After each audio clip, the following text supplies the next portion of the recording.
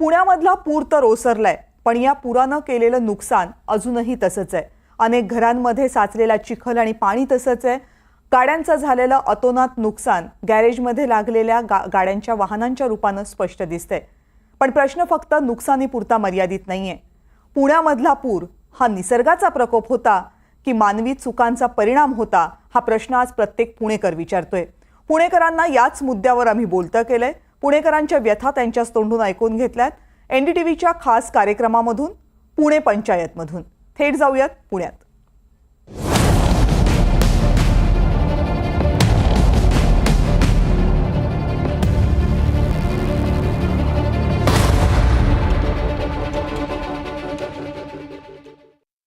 नमस्कार, मी राहुल कुलकर्णी. एनडीटीव्हीमध्ये जगभरातल्या सर्व प्रेक्षकांचं स्वागत आहे. पुण्यात ही जी काही पूर परिस्थिती निर्माण झाली त्याच्याबद्दल माझं स्वतःचं काही आकलन आहे. ते आकलन असं आहे की हो, खरं आहे की मुठा नदीच्या वर जो काही धरण साखळी आहे तिथे पाऊस झाला, मोठाच पाऊस झाला. आणि हेही खरं आहे की पुण्यामध्ये 8-9 ठिकाणी अतिवृष्टी झाली.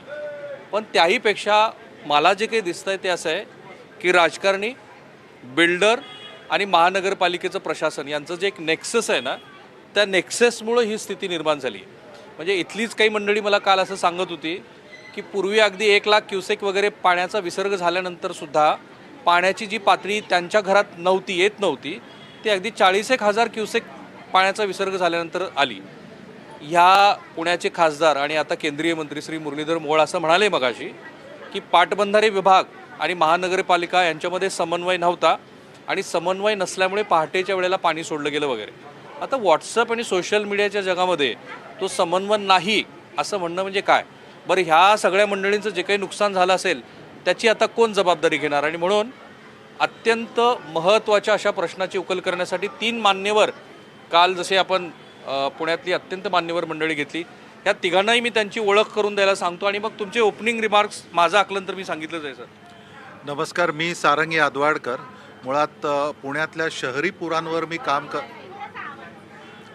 मी सारंग यादवाडकर. मी पुण्यातल्या शहरी पुरांवर मुख्यतः काम करतो आणि नद्यांना पूर येऊ नये त्यामुळे नद्यांमध्ये जी काही अतिक्रमणं आहेत पुणे शहरात अनेक ठिकाणी झालेली आहेत, शासकीय आहेत, अशासकीय आहेत.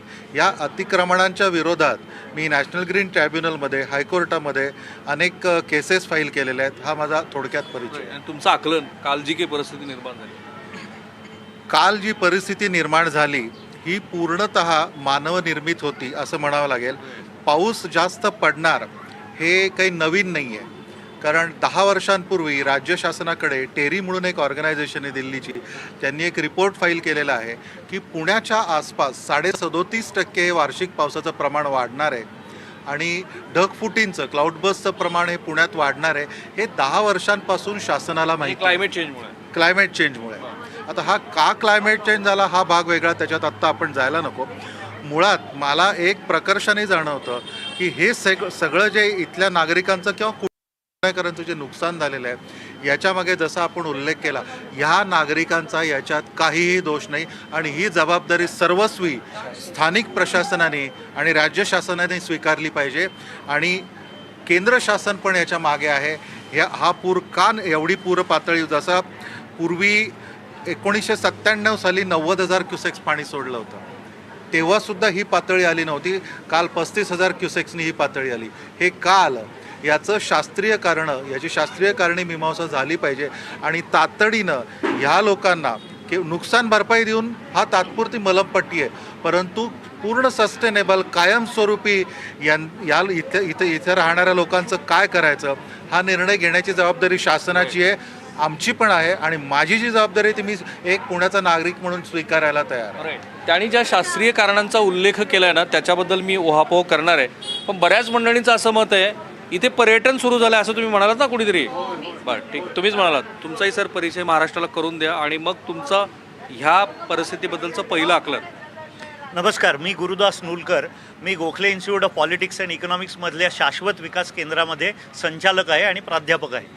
तर माझा अभ्यास म्हणजे मी महाडचा पूर जे आला होता, आंबिलोड्याचा पूर, राम नदीचा पूर, ह्या सगळ्यांचा मी परिसर विज्ञानाच्या भिंगातनं अभ्यास करतो, म्हणजे इकॉलॉजिकल स्टडी ऑफ फ्लड्स असं म्हणता येईल.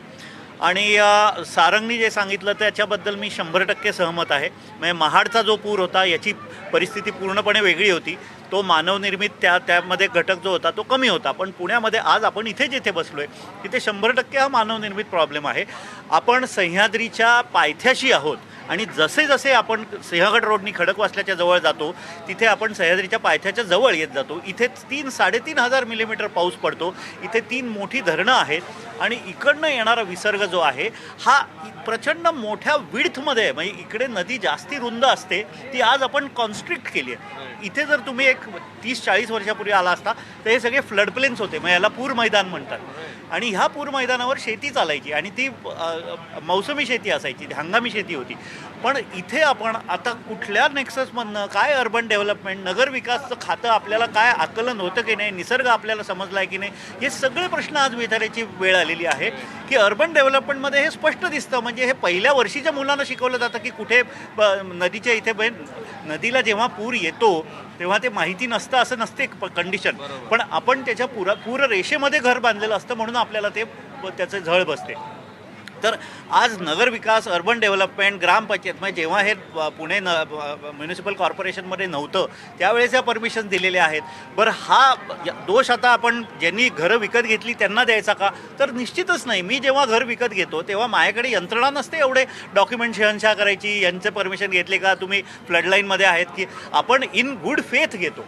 आणि ह्या सगळ्या लोकांनी आज तुम्ही यांच्या चेहऱ्यावर बघितलं तर यांनी इन गुड फेथ ही घरं घेतलेली आहेत, त्यांनी इथे धंदे उभे केलेले आहेत आणि तो फेथ त्यांचा कुठेतरी पूर्णपणे मोडकळीला आलेला आहे. आणि इतके वर्ष आपण ज्या प्रशासनाकडे बघतोय, पुणे मनपा सगळ्यात भारतातली एक चांगली, त्यांनी हे असं करावं म्हणजे हे फार घातक आणि भीतीदायक. काल मी राजेंद्र सिंहजी यांच्याशी बोलत होतो आणि त्यांनी सांगितलं की सिव्हिल सोसायटीची पण काहीतरी जबाबदारी आहे. सरांचं थोडंसं मत वेगळं आहे, पण अर्थात आपण आपल्या घामाचा पैसा देऊन जेव्हा फ्लॅट वगैरे विकत घेतो त्यावेळेला काही सजगता पाळावी की पाळू नये त्याबद्दल चर्चा होऊ शकते. आणि राजकीय व्यक्तीबद्दल सर्वसामान्य लोकांची मला मतं घ्यायची.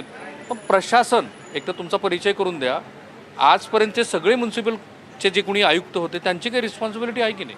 नमस्ते, मी वंदे मातरम संघटना प्रदेश कार्याध्यक्ष सचिन जामगे आणि सदस्य सरद संघटना. खरं तर गेले 20 वर्षापासून जे पुण्याचे आयुक्त आले, ज्यांची पुण्याचे आयुक्त म्हणून नियुक्ती झाली, तर यांनी या विषयासाठी काय केलं म्हणजे हा प्रश्न गेले अनेक वर्ष, गेले 25 वर्ष हा प्रश्न इथं भेडसावतोय लोकांना. मी स्वतः 10 वर्ष इथं पलीकडे राहिलो होतो. मी स्वतः इथं 10 वर्ष राहिलेलो आहे. एक बिल्डिंग आणि समोरची अपोजिट बिल्डिंग, या बिल्डिंगमध्ये साधारण रस्त्यामध्ये 20 ते 25 फुटाचं रोड हवा. तो रोड नाही आहे. म्हणजे बिल्डर जेव्हा ग्रामपंचायत होती तर कशीही बांधकामं इथं झालेली आहेत. लोक जी मध्यमवर्गीय लोक आहेत, ज्या लोकांनी आयुष्यामध्ये आपली आयुष्याची अख्खी पुंजी घरासाठी लावलेली आहे, त्यांना त्यावेळेस माहीत नव्हतं की हे रोड कटिंगमधला विषय किंवा नाही का अतिक्रमणचा विषय किंवा महानगरपालिकेमध्ये असे प्लॅन सँक्शन झालेच कशी काय, हा पहिला मुद्दा आहे. म्हणजे जेवढे आयुक्त आले त्या आयुक्तांनी काय केलं, जे चालले त्याच्यावरती फक्त सह्या केल्या.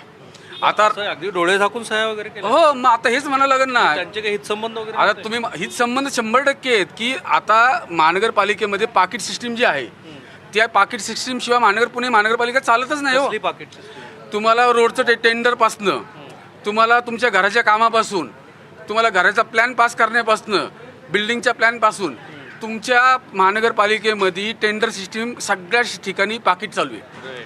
तिथं त्यांची लोक असतात, ते आतमध्ये पाकिट ठरतं किती द्यायचं, ते कोडवर्डमध्ये बोलतात 18 किळी 9 किळी अशा भाषेतली कोडवर्ड भाषा आहे त्यांची.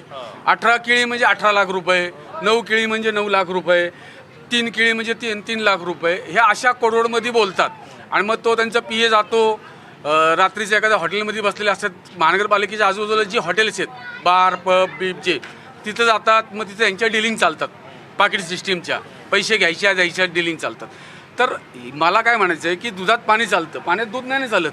आता पाण्यात दूध घालताय तुम्ही आणि आम्हाला सांगताय की सनदी अधिकाऱ्यावरती आधी सगळे सनदी अधिकारी याला मेन जबाबदार आहेत. सगळे सनदी अधिकारी जे कोणी आहेत 20 वर्षापासून आलेले आहेत इथं, म्हणजे सौरभ राव असतील, विक्रम कुमार असतील, यांनी पुण्यात विकासामध्ये काय योगदान आहे ते सांगावं. एक सनदी अधिकारी तर असे आहेत की ते गेली 25 वर्ष पुण्याच्या बाहेरच गेलेले नाहीत. ते कधी पुणे म्युन्सिपल कॉर्पोरेशनमध्ये होते, कधी विभागीय आयुक्त झाले, कधी जिल्हाधिकारी पदाचा पण त्यांच्याकडे चार्ज होता. आणि पुणे हे सनदी अधिकाऱ्यांचं आवडतं शहर आहे. सगळे सनदी अधिकारी सर इथे येऊन राहतात तरी त्यांना हे दिसत नाही. म्हणजे आधी आपण हीच रिस्पॉन्सिबिलिटी फिक्स करू, मग मी मंडळींना सगळ्या विचारेन याचं. प्रत्यक्षात हे जे सनदी अधिकाऱ्यांच्या बाबतीत बोलले ते अगदी खरं आहे. पूररेषा आखण्याचं जे सर्क्युलर पहिल्यांदा राज्य शासनाने काढलं ते 1989 साली काढलं. म्हणजे आता त्याला किती वर्ष झालं, 35 वर्ष होऊन गेली. त्यावेळेला जर पूररेषा नीट आखल्या गेल्या असे ॲटलिस्ट पहिल्यांदा शहरांच्या आसपास, तर कुणालाही हौस नाही आहे की पूरप्रवण भागात जाऊन घर घ्यावं किंवा बांधावं. कुणाला तुमच्यापैकी कोणालाही जिथं पूर येतात तिथं घर घ्यावं असं वाटलं असेल कधी? का या लोकांना दोष द्यायचा? हा दोष पूर्णपणे प्रशासनाचा आहे, राज्य शासनाचा आहे. कारण स्वतःच सर्क्युलर काढायचं आणि त्याची इम्प्लिमेंटेशन करायचं नाही, हा एक भाग झाला. दुसरा याच्यात एक महत्त्वाचा भाग आपल्याला असा गृहीत धरावा लागेल. आत्ता आपण मुठा नदीच्या जवळ आहोत. पलीकडेच आहे. हां, पुणे हे अत्यंत पूरप्रवण शहर आहे. नुसतं मुठा नदीचं बघितलं तर याच्या अपस्ट्रीमला 4 धरणं आहेत: खडकवासला, पानशेत, वरसगाव आणि टेमघर. त्याच्यातल्या तीन धरणांचा जो विसर्ग आहे हा फक्त खडकवासला धरणात येतो. आणि खडकवासलाची जी स्टोरेज कपॅसिटी आहे ही 10% पण नाही आहे, हार्डली 7-8% आहे. त्यामुळे खडकवासला धरण हे पटकन भरतं आणि त्याचा विसर्ग मात्र सगळ्यात जास्त आहे. 1,00,000 घनफूट प्रत्येक सेकंदाला एवढा खडकवासल्याचा विसर्ग आहे. हा विसर्ग सुरू झाल्यानंतर जी धावाधाव होते, जी पळापळ होते, हा विसर्ग पूर्वीपासूनच आहे, नवीन काही नाही आहे याच्यात. म्हणजे तुम्ही धरणाला एवढा विसर्ग द्यायचा, परंतु पुढच्या नदीची वहन क्षमता मात्र तेवढी ठेवायची नाही. सामान्य लोकांना समजणार आहे का हे कुणालाही समजणार नाही. आणि त्यामुळं याचा गैरफायदा घेऊन प्रशासनाने ज्यावेळेस पूर्वी हा भाग जो आहे आत्ता जिथे आपण आहोत हा पुणे महानगरपालिकेत नव्हता, हा ग्रामपंचायतीच्या हद्दीत होता. त्यावेळेला बेसुमार इथे इमारतींना परवानग्या दिल्या गेलेल्या आहेत. आणि हे त्यावेळेचं कलेक्टरेट जे आहे आणि हे लोक याच्यात यांचा फार मोठा याच्यात हिस्सा आहे आणि त्याचा बळी शेवटी हा सामान्य नागरिक ठरतो. आणि सरांनी तो मुद्दा मांडला, तोच आम्ही सकाळपासून कव्हर करतो आहोत. मला कळालेली आकडेवारी अशी की किमान 15,000 दुचाकीचं नुकसान झालं आहे आणि 5,000 ते 6,000 चारचाकीचं नुकसान झालं आहे. मी दुचाकीच्या आणि चारचाकीच्या दोन्ही जे वर्कशॉप्स असतात तिथे गेलो आहे. एक दुचाकी दुरुस्त करायला किमान 1,000 रुपयाचा खर्च आहे आणि चारचाकी दुरुस्त करण्यासाठी हा किमान 4,000 ते 5,000 रुपयाचा खर्च आहे आणि तो आणखी कितीही वाढू शकतो. थोडीशी मी महानगरपालिकेमध्ये माहिती घेतली आणि मला असं कळालं की अनेक प्रकारचे जे रिझर्वेशन्स या शहरामध्ये होते ते उठवले गेले, त्यासाठी पॉलिटिकल प्रेशर आणलं गेलं. आणि आता ती रिस्पॉन्सिबिलिटी फिक्स करत असताना ती रिस्पॉन्सिबिलिटी कोण घ्यायची? म्हणजे ह्यानी ह्याच्यावरती ढकलायचं, ह्यानी ह्याच्यावरती ढकलायचं, नगरसेवकाला इथल्या कुठल्या तरी मोठ्या स्थानिक पुढाऱ्याने प्रोटेक्शन द्यायचं, मग त्याच्यावरच्यांनी द्यायचं, मग त्याच्या मंत्र्यांनी द्यायचं आणि मग शेवटी मुख्यमंत्री आहेतच सर्वपक्षीय.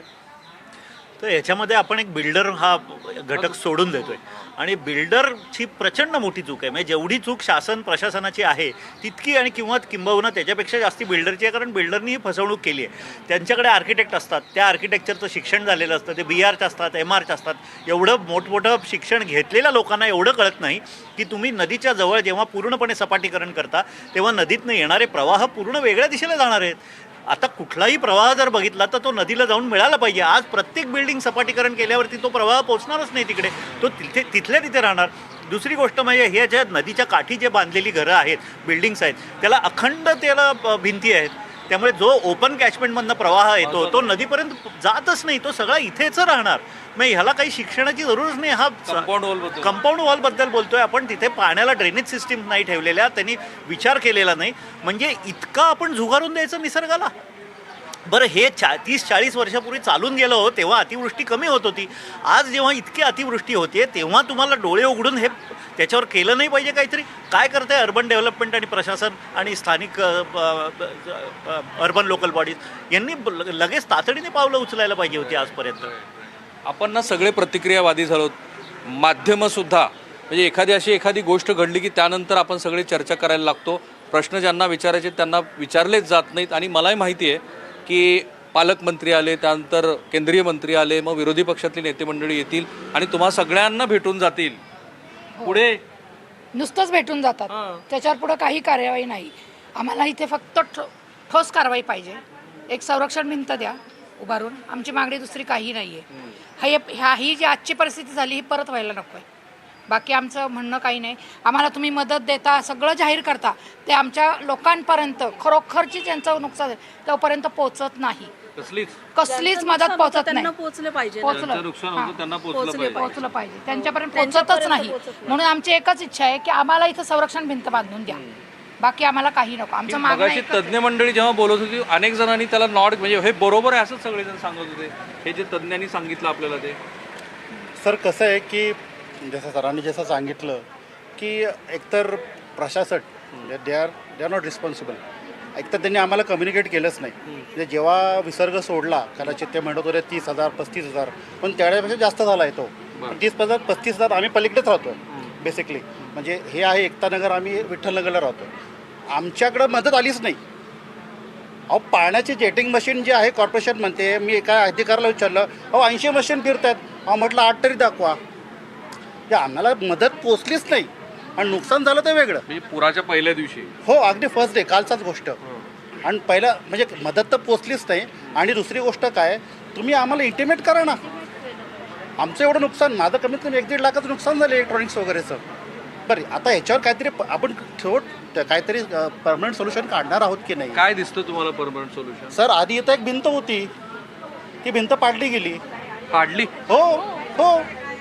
आता ते Already त्याच्या तिथे रस्ता झाला होता, म्हणजे भिंत बांधली त्याच्यानंतर रस्ताही झाला होता. सगळ्यांना माहिती होतं, तिथून आम्ही जात येत सुद्धा होतो. त्याच्यानंतर पुन्हा काहीतरी ते ग्रीन झोन डिक्लेअर आणि काय ते त्यांनी पुन्हा सगळे GR काढले, परत ती भिंत भुईसपाट केली. म्हणजे तिथं सरकारने पैसा नको तिथं आमचाच घेतला शेवटी. तो काही त्यांचा वापरला नाही. आम्ही जो टॅक्स भरतो त्यातनंच त्यांनी वापरून शेवटी आमचा पैसा इथे वाया घालवला. ते परत वरनं आमचं नुकसान डबल टिबल पटीने. तुम्ही ॲटलिस्ट आम्हाला आदल्या दिवशी जरी सांगितलं की बाबा उद्या पावनी सोडणार आहे किंवा 30,000 सोडणार, 20,000 सोडणार, एक नुसता भोंगा जरी वाजला असताना तरी सुद्धा आम्ही निदान जेवढा आम्हाला वाचवता येऊ शकत होतं आमच्या संसारातला, आम्ही तेवढा तरी प्रयत्न काय केला. गेलं तुमच्या सगळं माझं अख्खं घर पाण्यात आहे सर. माझी मुलं, मी सकाळी फक्त माझ्या मिस्टरांना सांगितलं की मुलं फक्त आलं. त्यांनी फक्त माझी मुलं घेऊन म्हणजे रिलेटिव्सकडे पाठवूच तर माझा जीव धोक्यात. मी एकटी घरात, मी एकटी व्यक्ती काय काय उचलणार. आज माझा LCD, TV, फ्रीज, मशीन सगळं अख्खा संसार, किराण्याचं सामान. मला आत्ता जर म्हणायचं म्हटलं, आत्ता मी मला सांगितलं होतं की मला जेट मशीन, कारण की माझं घर खाली आहे, तर मला ते क्लिनिंगसाठी मला जेट मशीन म्हणून आम्ही सांगितलं होतं की 4-5 घरं आहेत आमची, ती पोचली नाही. शेवटी मी स्वतःच्या खिशातले 1000 रुपये घालून मी स्वतः टँकर बोलवला. का तर त्या बॅक्टेरियामुळे मला इन्फेक्शन, माझ्यामुळे माझ्या मुलांना आजूबाजूला सगळीकडे इन्फेक्शन स्प्रेड आउट होणार, म्हणून मी ती स्वतः माझी काळजी घेतली. हे आज मी करू शकले, पण खरंच ज्याची परिस्थिती नाही तो काय करणार. ह्याच्यावर काहीतरी म्हणजे ठोस निर्णय हवा आहे आम्हाला. आम्हाला मदत, तुम्ही 2,000 मदत देणार, 5,000 मदत देणार, अरे किती पुरणार तुमची मदत. आणि एकतर ती रियालिटीमध्ये ग्राउंड लेवलला पोहोचत नाही. म्हणजे ही खरी रियालिटी आहे सर. तुम्ही कधी येऊन अजून आमची घरं बघा. आता याच्यातनं तुम्ही देणार आम्हाला 2-4 हजार रुपये, ते त्याचं तुम्ही मोठं पब्लिकेशन करणार, येस आम्ही एवढं दिलं तुम्हाला. अरे पण काय त्याचा काय उपयोग आहे. आज 2, 3 आणि 5 हजारात काही होत नाही. आणि आम्ही पैशाची भिकारी नाही.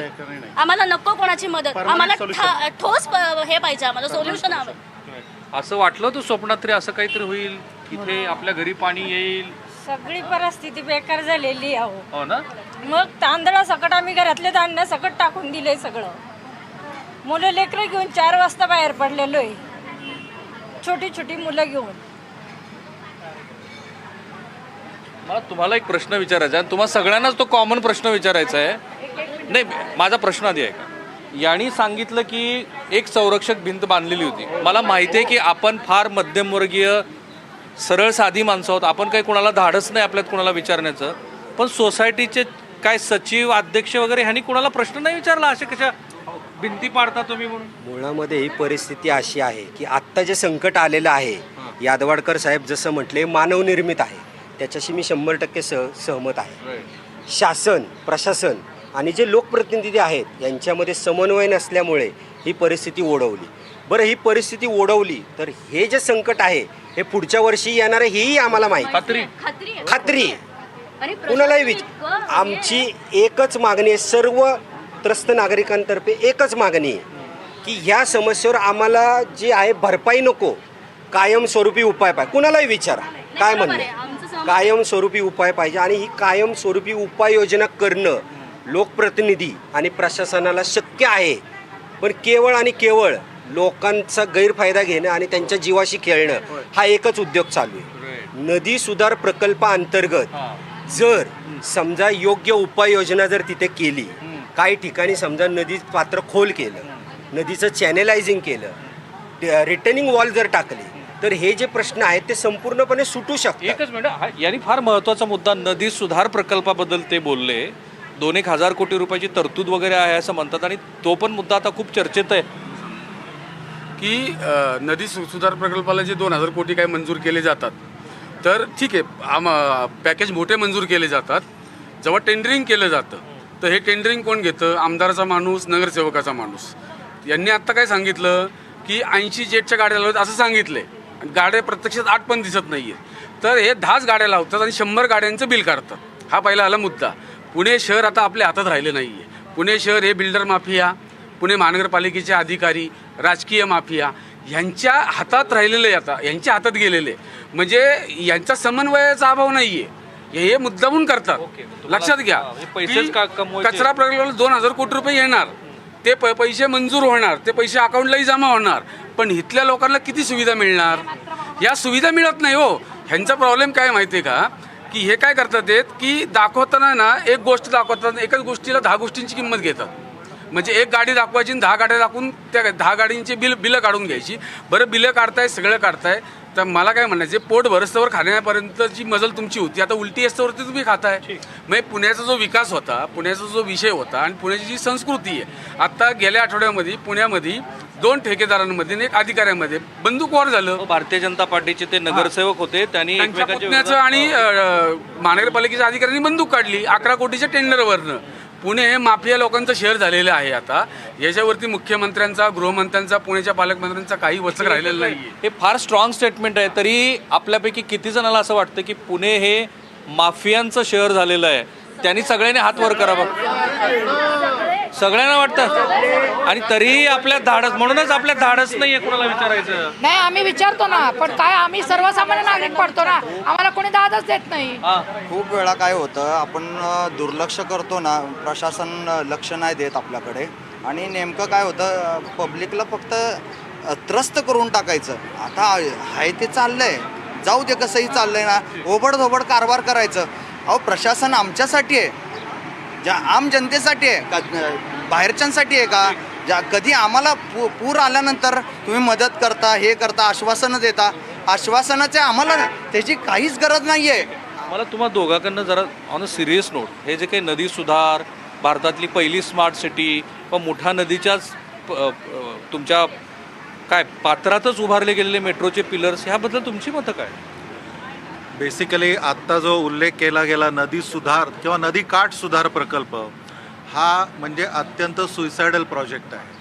आणि ह्या प्रकल्प अत्यंत सुइसायडल प्रोजेक्ट आहे. ह्या प्रकल्पामध्ये नदीमध्ये कॉन्क्रीट घालून, नदीमध्ये हजारो ट्रक राडारोडा टाकून नदीची रुंदी 40 ते 50% कमी केली जाते.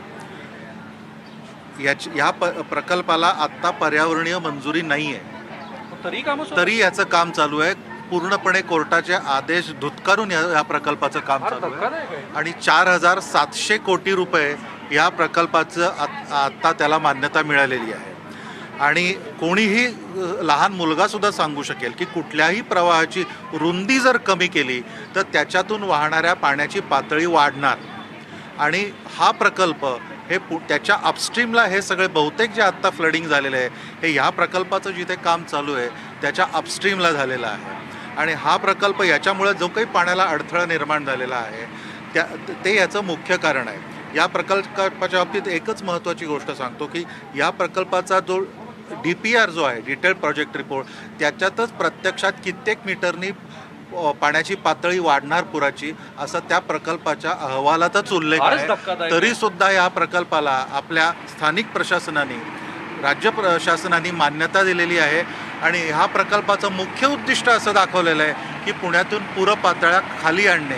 परंतु कोपऱ्यात एका ठिकाणी म्हणलेलं आहे की हा प्रकल्प पूर नियंत्रणासाठी नाही, आणि पूर पातळ्या वाढल्या तर त्याला आम्ही जबाबदार राहणार नाही, असा त्या प्रकल्पाच्या अहवालातच उल्लेख आहे. त्यामुळे एकीकडे नागरिकांच्या पैशातून हा प्रकल्प करायचा, सोयीच्या लोकांना त्याची टेंडर्स द्यायची, अधिकाऱ्यांनी त्याचा पूर्ण गैरफायदा करायचा. नदीपात्र जिथे पुराचं पाणी पसरतं तिथे भर घालून जमिनी निर्माण करायच्या, त्या जमिनींमध्ये त्याचं कमर्शियलायझेशन करायचं, restaurants, food mall, shopping mall असं तिथे करायचं. याचा हा प्रकल्प आहे आणि हा जर प्रकल्पाचं पुढे काम चालू राहिलं तर पुण्याचं काही खरं नाही आहे. अरे वा, या नोटवरती मला असं वाटतं की जे राज्यकर्ते हा आपला पूर परिषदेचा भाग बघतात आणि ते खात्रीनं पाहतातच, त्यांनी ह्या गोष्टीचा नीट विचार करायला हवा. काय करायचं आपल्याला पुण्याला, आणि महत्त्वाचं म्हणजे हे पॉलिटिकल सपोर्ट शिवाय होणार नाही. कुठली आयडियोलॉजी वगैरे बाजूला ठेवू आपण. पॉलिटिकल सपोर्ट असलाच पाहिजे, कारण हा नदी सुधार प्रकल्प जो आहे हा खरं तर मुठभर लोकांचा आर्थिक सुधार प्रकल्प आहे, इतकं मी स्पष्टपणे सांगू शकेन. कारण ह्याच्यामध्ये प्रत्येक, जसं सारंगनी सांगितलं, आता आम्ही गेले 3 वर्ष याच्या विरुद्ध लढतोय. अनेक गोष्टी बाहेर काढल्या आहेत की याच्यामध्ये फ्लड लाईन कशी वाढणार आहे, ब्लू लाईन, रेड लाईन कशी व्हायलेट होणार आहे, हाय फ्लड लाईन कुठे येणार आहे, हे सगळे विषय तर झाले. पण मला सांगा, आता एक साधा प्रश्न आहे, जर तुम्ही एखाद्या झोपडीत राहत असला, तुमचं कुटुंब, तुम्हाला जर 10 लाख रुपये दिले तर तुम्ही मोटरसायकल घ्याल का एखादं नवीन घर शोधायचा प्रयत्न कराल? आज आपल्याला 4,000 कोटी रुपये मिळाल्यावर पहिली गोष्ट पुणेकरांनी काय केली पाहिजे, तर जिथे टँकरचं पाणी येते तिकडे त्यांना पाईपलाईनमधनं शुद्ध पाणी मिळायला पाहिजे. जिकडे सुवेज अनट्रीटेड सुवेज जिथे जाते तिकडे सुवेज ट्रीटमेंट प्लांट टाकले पाहिजे. तर हे लोक 4,000 कोटी रुपये घेऊन लिपस्टिक आणि पावडर लावणार आहेत नदीला. लिपस्टिक आणि पावडर म्हणजे हे केवळ नदी सुधार नाही आहे, हे ब्युटिफिकेशन प्रोजेक्ट आहे. आणि ह्या ब्युटिफिकेशन प्रोजेक्टमधनं FSI निर्माण होतो आहे. तर पुणेकरांना जे टँकरसाठी कोट्यवधी रुपये देतात, आज हिंजवडीची सोसायटी, खराडी, उंडरी, पिसोळी, कित्येक गावांमध्ये लोक टँकरनी विकत घेत आहेत आणि मोठ्या मोठ्या सोसायटी वर्षाला कोट्यवधी रुपये देत आहेत टँकरचं. बरं, ते पाणी कुठनं येतं आहे, त्यामध्ये आर्सेनिक आहे का, फ्लोराईड आहे का, हे कोणालाही माहिती नाही. त्यामुळे जर तुमचं शहर असं असेल तर 4,000 कोटी तुम्ही ब्युटिफिकेशनवर घालवतच कसे? हे कुठला, म्हणजे what form of justice is this? तर नाही, म्हणजे हा एक मोठा मुद्दा आहे. म्हणजे सारंगनी सांगितलेले हे टेक्निकल फॉल्ट्स आहेत आणि सोशल जस्टिस हेचं फेल्युअर आहे हे. करेक्ट. आणि म्हणूनच हेच ते कारण आहे की ज्या कारणामुळं ना हे जे राज्यकर्ते आहेत सर्वपक्षीय, ॲडमिनिस्ट्रेशन जे सर्व काळातलं, आणि मग बिल्डर लॉबी तर फारच स्ट्रॉंग आहे, त्यामुळं ते काहीही तोंडदेखलेपणा करण्याच्या पलीकडे काही करत नाहीत. बरं, तुम्ही सगळे बऱ्यापैकी ज्येष्ठ नागरिक आहात, अनेक वर्षापासून इथे राहत आहेत. मला असं सांगितलं की इथे कुठेतरी 40-40 मजली नव्या बिल्डिंग्स उभा राहिल्या आणि त्याचाही राडारोडा आल्या आणि हळूहळू बिल्डिंग वाढतच गेल्या. का हो? हां, बिल्डिंग वाढतच गेल्यात ना. इथं समोरच आहेत, मोठमोठ्या बिल्डिंग आहेत ना, झालेत ते. किती वर्षात झाल्यात आता ह्या सगळ्या? आता या जवळजवळ 4-5, आणि काम पण सुरू आहे, जवळजवळ 4-5 वर्षात सुरूच आहे त्यांचं. म्हणजे तिकडचं भरपूर मंदिर आहे विठ्ठलाचं, त्याच्या पाठीमागे ते भरपूर चालूच आहे, बांधकाम चालूच आहे, थांबलेली नाही आहे. नाही, पण सगळं चालू होते तिला बिल्डिंग. इथे पलीकडेच रिकामी जागा जी आहे तिथंही बांधकाम होणार. तुमच्याकडे काहीतरी पुरावा आहे असं काहीतरी म्हणाला? अहो, इथे बघा, रिव्हर व्ह्यू आहे. सोसायटीचं नावच रिव्हर व्ह्यू म्हणून विकलंय. काल बरेच मीम्स आले त्याच्यावरती. काय बोलणार म्हणजे? रिव्हर व्ह्यूच्या बिल्डरनी तुम्हाला जलपूजन हे असं नाही झालं पाहिजे. सर्वसामान्यांना फसवू नका, फक्त एवढं म्हणणं आहे. लोकांना प्रश्न विचारायचा.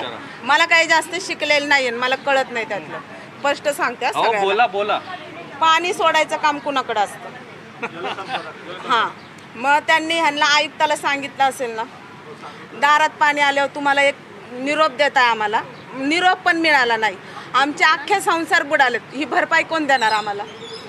बाकीच्यांनी आम्हाला कुणी यायचं नाही. आणि इथं भिंत नव्हती, तो रस्ता होता, मातीचा लगदा आलता. ही संरक्षण भिंत या बायकांना कळत नाही. भिंत म्हणजे मोठी वॉल असती बांधलेली, आणि ह्या बायका म्हणतात रस्ता होता, तो भिंत होती. पाणी यायचं ते आलंच होतं त्यावेळेस, पण गटराचं पाणी ह्या वेळेस पण आलं. मागच्या वेळेस सगळा राडारोडा आमच्या घरात, तेव्हा पण आमचं वाटोळं नाही, अक्षरशः आयुष्याचं नुकसान झालंय सगळं. लहान लहान 3 दिवसाचं बाळ आम्ही स्वतः काढले बाहेर.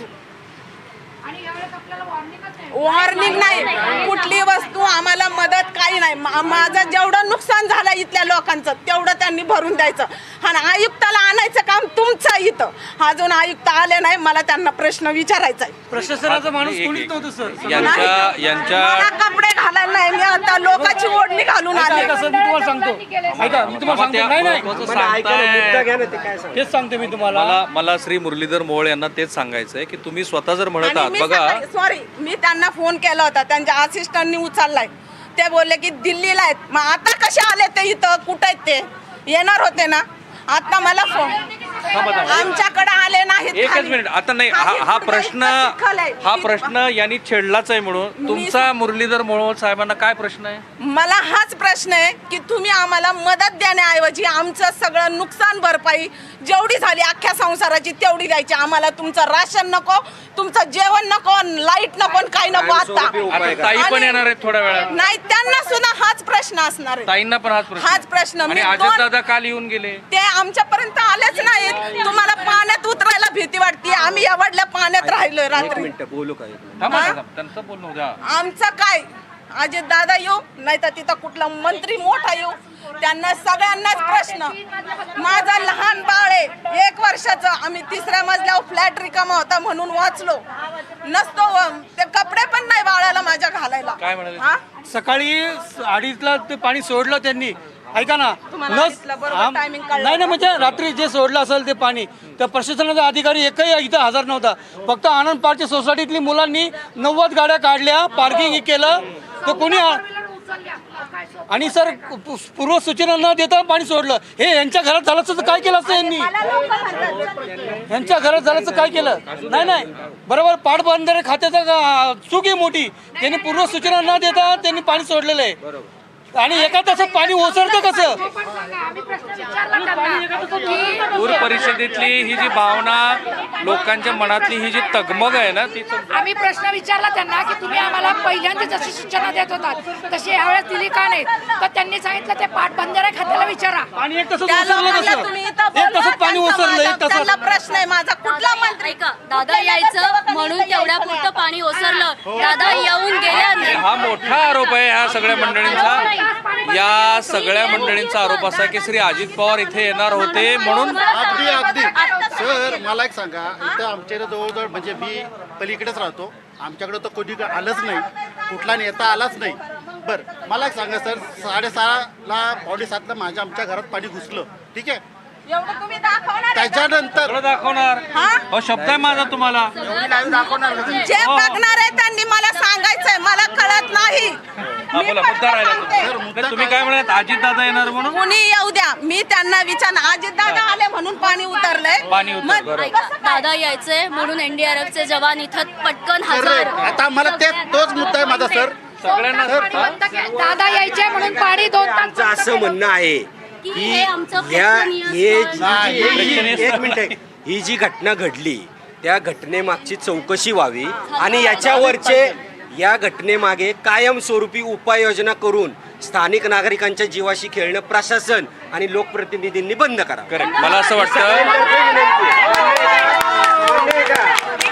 आणि लोक येतात, हसतात, आणि- बघतात, जसं काही पर्यटन स्थळ आहे एक हे. मिनिट, हे जे पाणी सोडण्यामध्ये जी काय प्रशासनाची किंवा लोकप्रतिनिधींची जी काय चूक झालेली आहे त्याची चौकशी व्हावी आणि या गोष्टीवर कायमस्वरूपी उपाययोजना करा. अगदी या एवढंच सगळ्यांच्या तर्फे म्हणणं. मला असं वाटतं की ह्या लोकांच्या मनातली ही जी भावना आहे ना, ती प्रातिनिधिक. प्रशासनानं, राज्यकर्त्यांनी सगळ्यांनी समजून घ्यायला हवी. फक्त मला एक छोटासा ब्रीफमध्ये, तुम्ही असं थोडा राऊंडच बनवा. आता इकडे या, कॅमेरा आपला इकडे या बाजूला घ्या. इतके सगळे लोक आपल्या NDTVच्या पूर परिषदेमध्ये जमा झालेत. सर, हे मला अगदी ब्रीफमध्ये हवं आहे. हा मुद्दा आता माध्यमात चर्चेत आहे म्हणून, आणि काही दिवसानंतर माध्यमात नाही जाईल. लार्ज स्केलमध्ये काय करू शकतो आणि कोणाची जबाबदारी? आता आमची बसून यांच्याशी बोलणं हे चुकीचं आहे.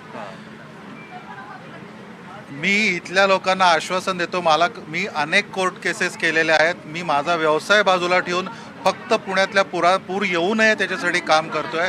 आणि मी तुम्हाला सगळ्यांना आश्वासन देतो की तुमच्या सगळ्यांच्या तर्फे केस लढायची मी जबाबदारी घेतो. हे आमच्या पूर परिषदेतलं पहिलं यश. पण एवढ्यावर थांबून चालणार नाही. ते कोर्टबाजी करतील, पण किती म्हणजे पूर्ण सगळी यंत्रणाच विरोधात उभी. नाही, बरोबर आहे ना. म्हणजे आपल्याला फक्त कोर्ट केस ही एक केलीच पाहिजे, याच्याबद्दल काही वादविवाद नाही.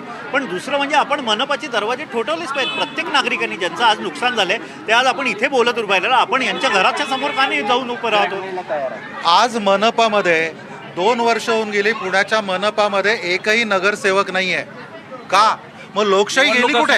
निवडणुका होत नाहीत, लोकशाही गेली कुठे आपली? प्रश्न कोणाला विचारायचा? जे आहे ते फक्त प्रशासनाच्या हातात आहे आणि प्रशासनाचा एक हाती एक ते म्हणतील तसा कारभार चालू आहे आणि ते कुठली जबाबदारी घ्यायला तयार नाही. प्रशासनाने जी ज्यांनी पाणी सोडलं त्यांची चौकशी समिती नेमली पाहिजे, हा पहिला मुद्दा. थोडक्यात काय चाललंय, पिते दूध डोळे मिटून जात मांजराची, मनी चोरट्याच्या काय रे भीती चांदण्याची. इथले स्थानिक नगरसेवक जे आहेत त्यांना इथं कुणाला मदत करायची नाही आहे. म्हणजे पुण्यामध्ये काँग्रेस राष्ट्रवादीचा काळ होता तर 10% टेंडरिंग चालायचं, आता भाजपचा काळ आला तर 50% टेंडरिंग चालू आहे. म्हणजे आपण म्हणतो ना की सावकार बदललाय फक्त, म्हणजे व्याजवाला बदलला नाही, सावकार बदललाय फक्त, याच पर्सेंटेज नोटवरती मी बदलले. थांबतो, कारण शेवटी राज्यकर्त्यांची ती जबाबदारी आहे. तुम्ही धोरण ठरवत असता, तुम्ही धोरणांची अंमलबजावणी पण करत असता. मला पहिल्यांदा अशी एक परिषद दिसली की तज्ज्ञांना सुद्धा त्यांची भावना आवरली नाही, तेही उठून उभा राहिले. त्यांनी आश्वासन दिलं की किमान आम्ही कोर्ट केस तरी लढू. लोकांच्या डोळ्यातले अश्रू, लोकांची भावना, मला खात्री आहे की जे कोणी हा एपिसोड बघतील त्यांच्यापर्यंत ती पोहोचेल आणि योग्य तो निर्णय घेतील. अर्थात तो प्रश्न इतका सहज आणि सोपा नाही आहे. अख्खं पुणे शहर आणि पुणे शहराशी निगडीत असलेले अनेक प्रश्न, ट्रॅफिक साधा प्रश्न आहे, त्याची पण देशभरात चर्चा होते. आणि अलीकडे तर 2-3 महिन्यामधल्या ज्या घडामोडी घडल्यात ते बघता पुणे हे काय होते असं म्हणायची वेळ आली आहे. पुण्याची मुंबई केली आहे लोकांनी. पुण्याची मुंबई केली आहे, तर मुंबई बरी म्हणायची वेळ आली. सो थांबूया आपण इथे, आम्ही तुंबई झाली आहे. मी तुम्हाला सगळ्यांच्या साक्षीने सांगतो, पुण्याचे जे आयुक्त आहेत राजेंद्र भोसले, त्यांना आणण्याची जबाबदारी ही माझी, वंदे मातरम संघटनेकडून आयुक्तांना ही परिस्थिती बघण्यासाठी. दुसरा मुद्दा एक फक्त 30 सेकंदात कंप्लीट करतो सर, की इथे तज्ज्ञ थांबलेले आहेत की पुण्यामध्ये पूर्वी ज्या बिल्डिंग आहेत आणि जुने जे वाडे आहेत तर त्या वाड्यांच्या खाली पहिले रस्ते होते 2 फूट, आता ते वाड्यांच्या वरती रस्ते आलेत 2 फूट. हे कशामुळे झाले? डांबरी रस्ते बंद केलेत, काँक्रिटीकरणचे रस्ते आलेत, इंजिनियर, उपायुक्त, आयुक्त ते रस्ते चेक करत नाही आणि ते पाणी मुरल्या जात नाही.